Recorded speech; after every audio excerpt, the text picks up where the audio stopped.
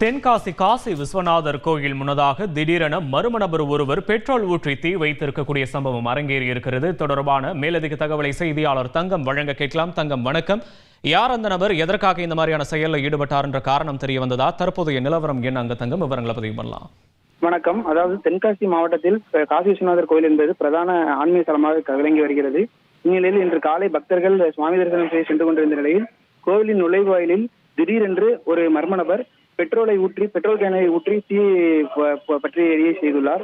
இதனால் அங்கிருந்த பக்தர்கள் அதிரடித்து சென்றுள்ளனர். தொடர்ந்து கோவில் பணியாளர்கள் தீயை கண்டவுடன் தீயை அணைத்தனர். மேலும் தற்போது அங்கு கும்பாபிஷேக பணிகள் நடைபெற்று வரும் நிலையில் கட்டைகள் எல்லாம் போடப்பட்டிருந்தது.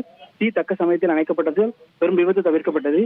மேலும் சம்பவத்திற்கு விரைந்து வந்த காவல்துறையினர் தற்போது தீயை வைத்தவரை மீட்டு விசாரணை மேற்கொண்டு வருகின்றனர். விசாரணையில் அவர் கடையத்தைச் சேர்ந்த பாலன் என்ற நபர் என்பது தெரிய வந்துள்ளது.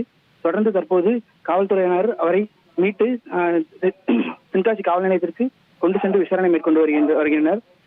அதிக அளவு பக்தர்கள் வந்து செல்லும் வேளையில் இந்த சம்பவம் அரங்கேறியுள்ளது பக்தர்களிடையே அதிர்ச்சி ஏற்படுத்தியுள்ளது. மேலும் கூடுதல் பாதுகாப்புக்காக காவல்துறையினர் அமர்த்தப்படுவாரா என்ற கேள்வியும் எழுப்பியுள்ளது. பக்தர்களின் பாதுகாப்பு குறித்தான பெரும் சர்ச்சை வெடித்துள்ளது என்று கூறலாம். விவரங்களுக்கு நன்றி தங்கம்.